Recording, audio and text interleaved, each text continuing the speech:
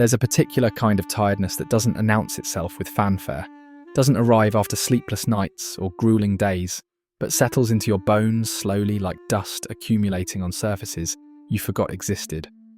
You wake up already depleted, and the day hasn't asked anything of you yet, but you're already negotiating with it, already calculating how much of yourself you can afford to spend. When people ask how you are, you say fine, because you are fine. Nothing catastrophic has happened. No one has died, you haven't lost your job, your relationships are intact, and the machinery of your life continues to function. And yet somewhere beneath the surface of this functional existence, something feels fundamentally wrong. You're exhausted, but you can't point to the reason. You're empty, but you can't identify what's been taken. This is the exhaustion that doesn't make sense on paper, the kind that makes you feel guilty because you think you shouldn't feel this way. Other people have real problems, you tell yourself. Other people are dealing with actual hardship. And what right do you have to be this tired? So you perform energy you don't have. You animate your face in conversations. You respond to messages with enthusiasm you've manufactured from nothing. And you show up because that's what you do. Each act of showing up costs you something you can't quite name. Depletes a reserve you didn't know was finite. The strange thing about this exhaustion is how invisible it is, how there are no visible wounds, no clear narrative arc of suffering that would make sense to an outside observer. Your life might look completely ordinary, even privileged. You might even be achieving things, checking boxes, moving forward, but inside you're running on something that isn't quite energy. Something borrowed. Something you'll have to pay back eventually, though you don't know when or how. You've tried the obvious solutions. You've slept more, though sleep doesn't restore you the way it used to. You've tried exercise, meditation, vitamins, routines, boundaries, and you've read the articles about self-care and burnout. You've implemented the suggestions, and sometimes they help briefly, like putting a band-aid on something that isn't quite a wound, but the exhaustion remains deeper than tactics can reach. What makes this disorienting is that you can't trace it back to a source. There's no villain in this story, no single event you can point to and say, that's when it started. It's more like you looked up one day and realised you'd been tired for longer than you could remember. Like you'd been carrying something heavy for so long that you've forgotten what it felt like to move through the world without that weight. And perhaps most unsettling of all is the suspicion that this isn't supposed to be visible. That you're meant to keep functioning, keep smiling, keep being fine. And that whatever is happening to you is happening in a register that doesn't have a place in normal conversation. So you exist in this strange liminal space, exhausted by something you can't name, tired in ways you can't explain, depleted by a life that looks from the outside perfectly manageable. This is where we begin, not with answers but with recognition, with the acknowledgement that what you're feeling is real, even if it doesn't have a convenient explanation. Exhaustion doesn't require justification. Sometimes the heaviest things we carry are the ones no one else can see. Your nervous system is always listening, and even when you're not consciously aware of it, even when you think you're fine, your body is processing information at a rate that would overwhelm you if you could perceive it all at once. Every notification, every incomplete conversation, every small decision, every ambient sound, every shift in tone, every unspoken expectation. Your system is tracking all of it, filing it away, maintaining vigilance you didn't consent to. This is the exhaustion that happens in the background, the kind that doesn't feel like work because it's so constant you've mistaken it for normal. You're not actively doing anything strenuous, but you're managing, always managing impressions, managing possibilities, managing the small gaps between what you feel and what you show, between who you are and who you need to be in any given moment. Think about how many decisions you make before you even leave your house. Not big decisions, just the tiny, constant negotiations about what to wear that strikes the right balance between comfort and presentation. Whether to respond to that message now or later, how much time you can afford for breakfast, whether you have the energy for small talk with a neighbour. Each decision is small, nearly invisible, but each one draws from the same depleting reservoir. And that's when the weight of potential enters, the things that haven't happened yet, but might. The conversation you might need to have. The conflict that might arise, the email that might arrive, the disappointment you might cause. Your mind runs simulations constantly, preparing for futures that may never materialise. expending energy on scenarios that exist only as possibilities. And this is cognitive load that doesn't announce itself but just hums along beneath your consciousness like a computer running too many programs in the background. You're also carrying the accumulated residue of things you've moved past without fully processing. That moment of embarrassment from 3 weeks ago that your body still remembers, even though your mind has dismissed it. The conversation that ended abruptly, leaving some small emotional thread unresolved. The grief that wasn't quite big enough to demand your full attention. The disappointment that seemed too minor to dwell on. These things don't vanish just because you've stopped thinking about them. They settle into your system like sediment, slowly building up, creating a thickness you have to move through without realizing it's there.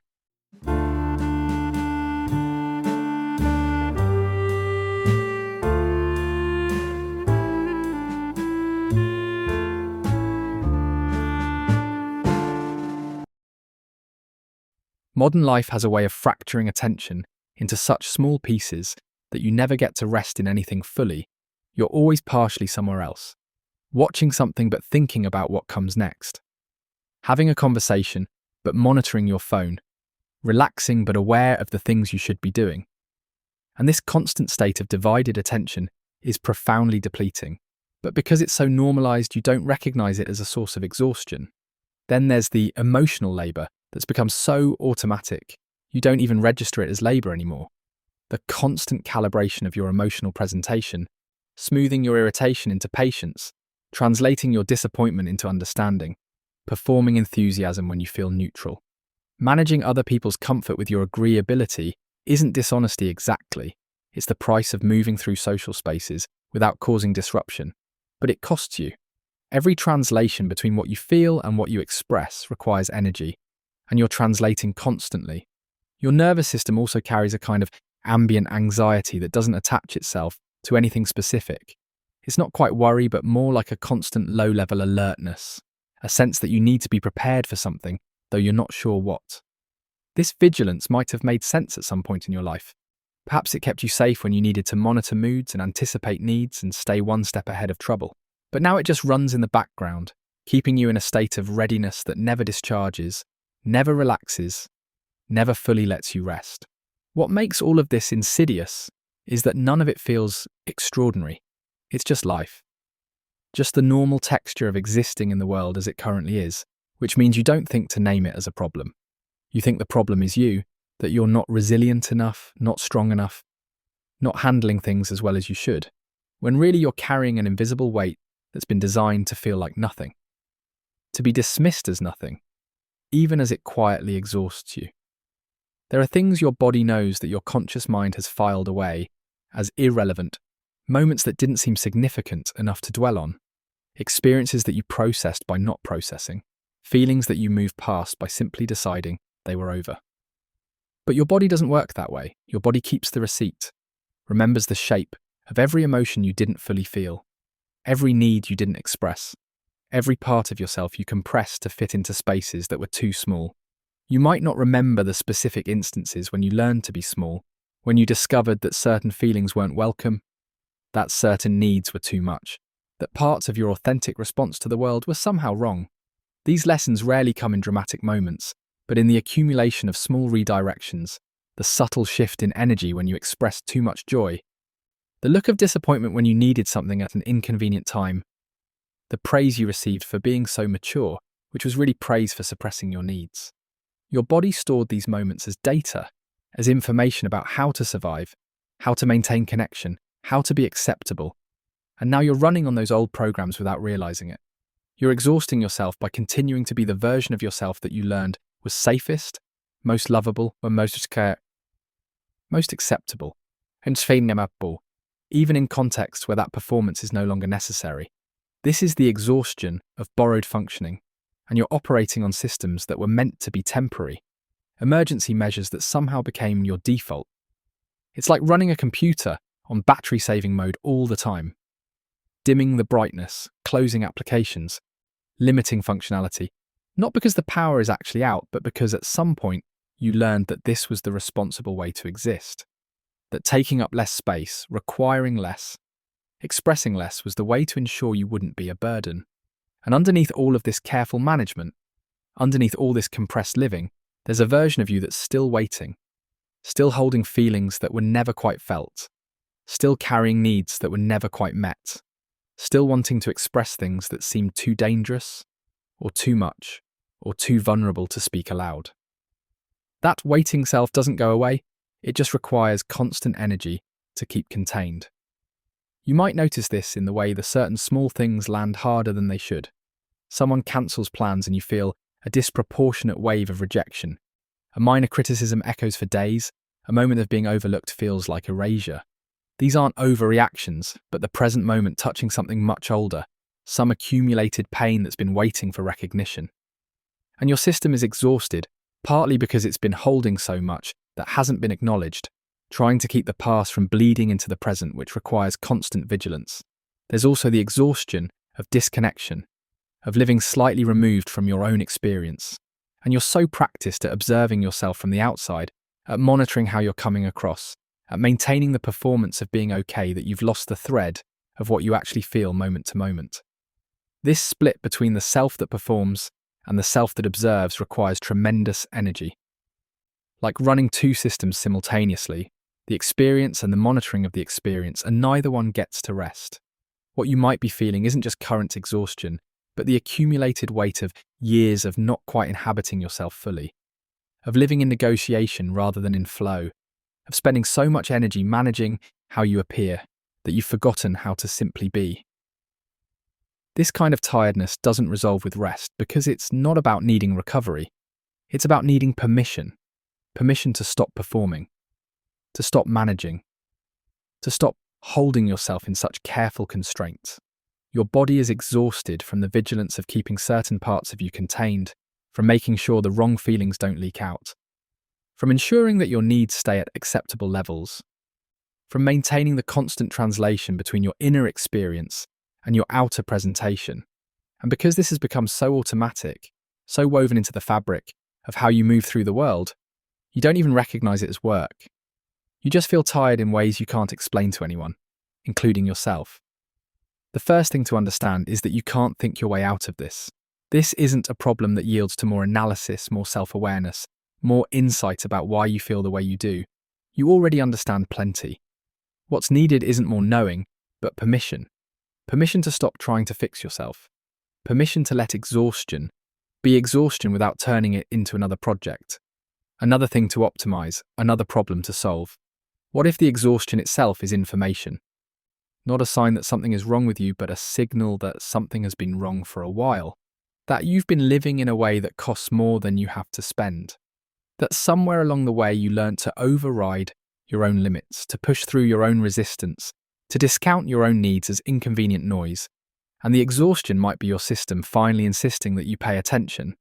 This means learning to listen differently, not to your thoughts about what you should be capable of, but to the quieter signals from your body, the way your chest tightens when you agree to something you don't want to do, the heaviness that settles in when you're in certain environments or around certain people, the subtle recoil that happens before you've even consciously registered that something doesn't feel right.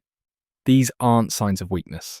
They're data. They're your system trying to communicate what it needs, what it can't sustain, what costs too much. Recovering from invisible exhaustion requires creating spaces where nothing is asked of you, not meditation spaces where you're trying to achieve calm, not self-care routines, where you're still performing wellness, just time where you can let your system discharge all the vigilance it's been holding, where you don't have to be anything or appear any particular way, where the constant monitoring can finally stop because there's nothing to monitor for. This might look like sitting in your car for 10 minutes before going inside, like lying on the floor without your phone, like cancelling plans without offering an elaborate explanation, like saying, "I don't know," instead of generating an answer you think is expected.